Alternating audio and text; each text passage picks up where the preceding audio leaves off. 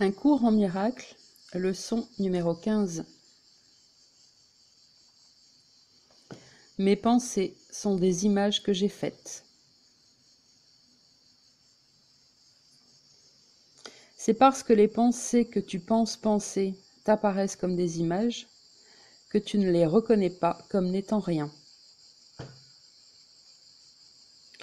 Tu penses que tu les penses, ainsi penses-tu que tu les vois. C'est ainsi que ta vue a été faite. C'est la fonction que tu as donnée aux yeux de ton corps. Mais cela n'est pas voir, cela, c'est faire des images. Cela prend la place de la vue en remplaçant la vision par des illusions.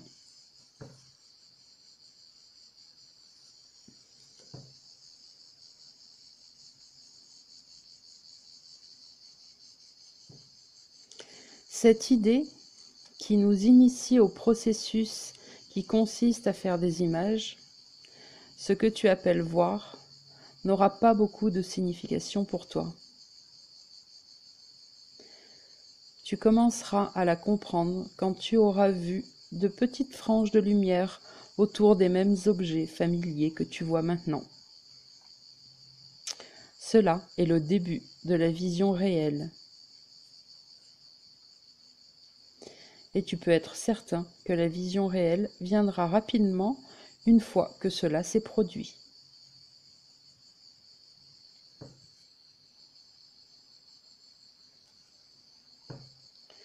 Tout en progressant, il se peut que tu aies de nombreux épisodes lumineux. Ils peuvent prendre maintes formes différentes, dont certaines tout à fait inattendues. N'en aie pas peur. Ce sont les signes que tu ouvres enfin les yeux. Ils ne persisteront pas parce qu'ils symbolisent simplement la perception vraie. Et ils n'ont pas de rapport avec la connaissance. Ces exercices ne te révéleront pas la connaissance, mais ils prépareront la voie qui y conduit.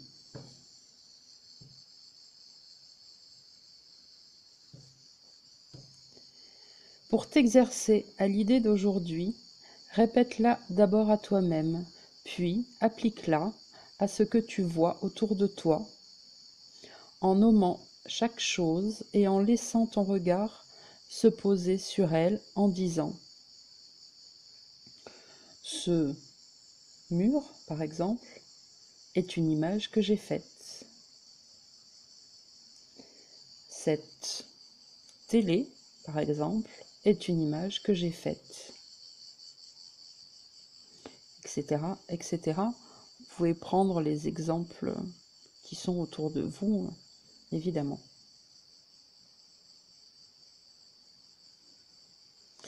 Il n'est pas nécessaire d'inclure un grand nombre de sujets concrets pour appliquer l'idée d'aujourd'hui.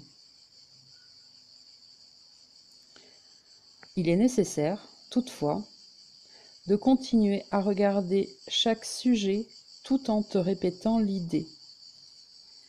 L'idée devrait être répétée très lentement à chaque fois.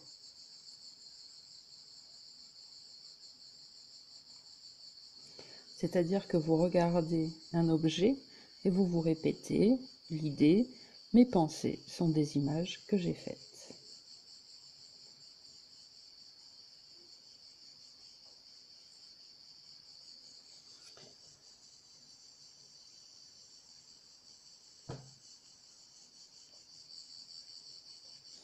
Bien qu'il soit évident que tu ne pourras pas appliquer l'idée à beaucoup de choses pendant la minute environ d'exercice qui est recommandée aujourd'hui, essaie de faire une sélection aussi aléatoire que possible.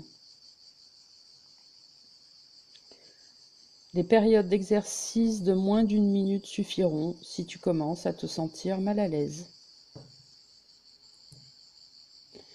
Ne fais pas plus de 3 périodes d'exercice avec l'idée d'aujourd'hui, à moins que tu ne te sentes complètement à ton aise, et ne dépasse pas 4. Toutefois, en cas de besoin, l'idée peut être appliquée tout au long de la journée.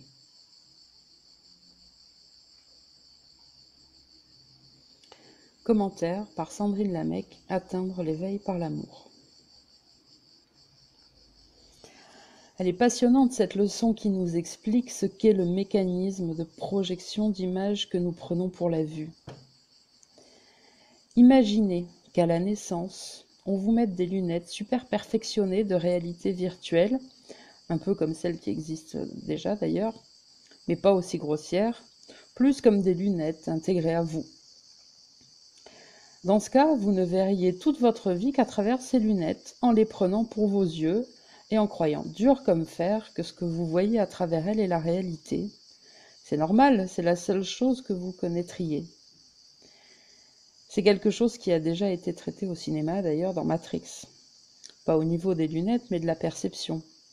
Quand Neo s'aperçoit que le monde qu'il voit n'est qu'une illusion de beauté alors qu'il est détruit, eh bien, vous voyez, ça c'est un symbole. En réalité, c'est la même chose ici, mais à l'envers.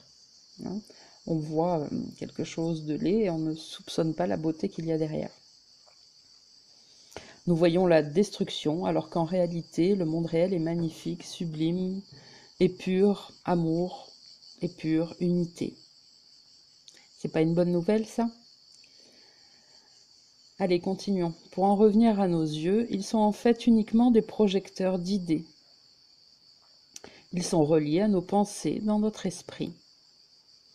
Une pensée arrive, toujours sous la forme d'une image.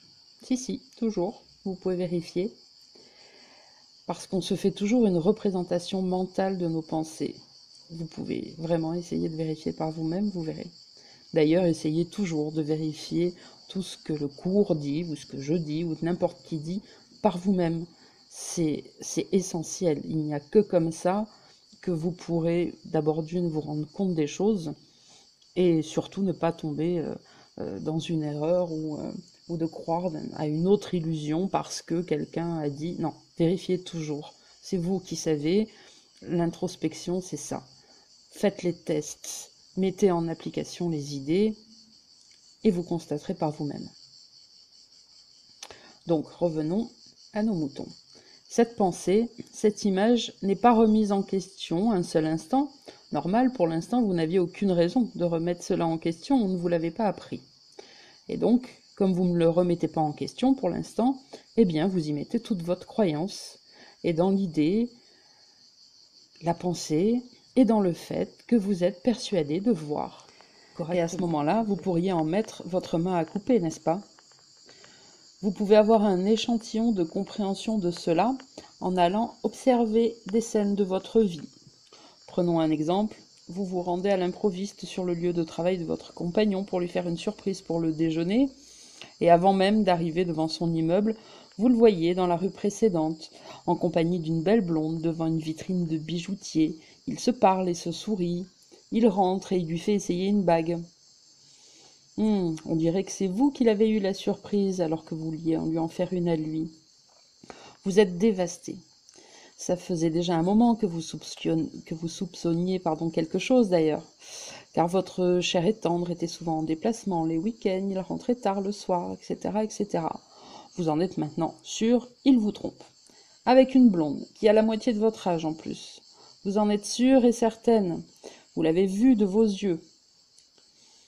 Et pourtant, quelques jours après, alors que vous vous êtes fait bien mal avec vos pensées, vos conclusions tirées, etc., etc., vous vous apercevez un soir en rentrant chez vous, après avoir passé toute l'après-midi à pleurer sur le canapé de votre meilleur ami et à échafauder des plans pour le quitter, pour savoir quelle tournure va prendre votre vie, et bien qu'en fait, votre conjoint vous avait réservé une soirée spéciale pour se faire pardonner de ces dernières semaines de travail intense, et que le bijou qu'il regardait dans la vitrine était une magnifique bague qu'il vient de vous offrir à vous.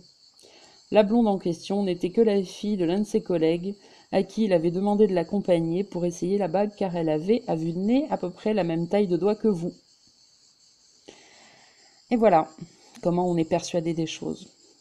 Alors une petite parenthèse, pardon messieurs, pour les messieurs, vous inversez la situation, ça marche dans les deux sens.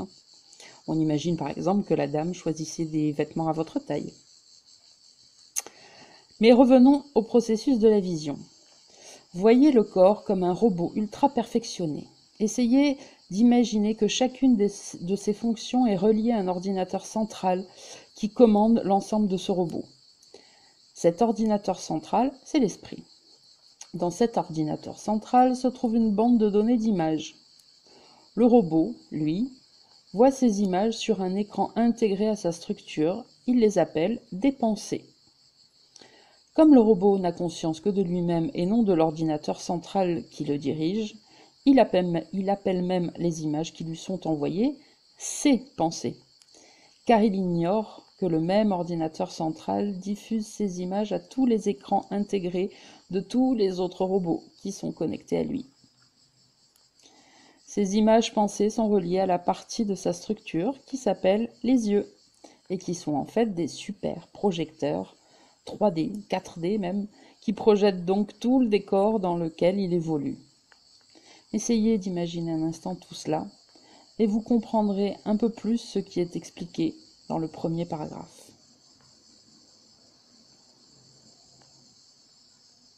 Ensuite, quand le robot commencera à sortir de sa léthargie, de son abrutissement, car il ne faut pas oublier que quelque part en lui, l'étincelle de son réel esprit, qui lui n'est pas endormi, est toujours là, toujours uni à Dieu.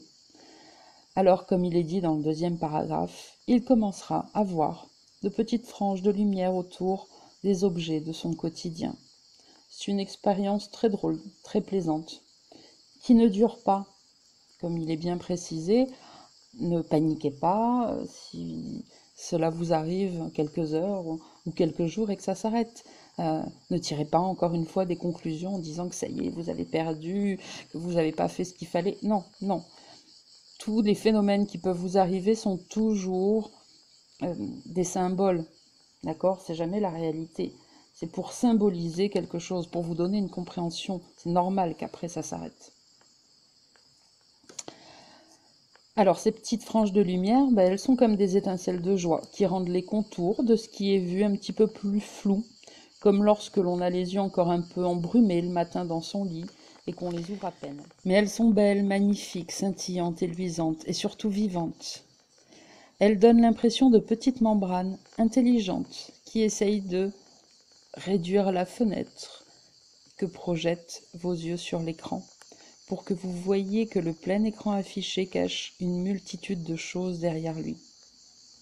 C'est une expérience merveilleuse à vivre et très libératrice, même si, je le répète, elle n'est qu'un symbole, et comme tout symbole, elle ne dure pas, car la seule chose qui dure, c'est la connaissance.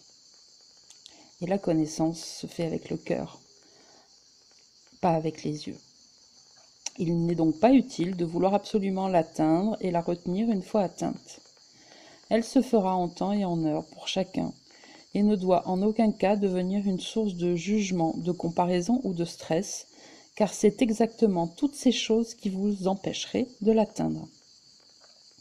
Quant au fait de vouloir la retenir, c'est pareil, ce serait le moyen le plus sûr de la perdre, car l'identification au manque serait là à la place. Et quand on croit manquer de quelque chose, eh bien on en manque, car si l'on croit cela, c'est qu'on croit qu'on est uniquement ce robot, dirigé par l'ordinateur central de l'ego, et on a perdu la conscience de l'étincelle divine qui est en nous, et qui est le soi, qui est nous-mêmes.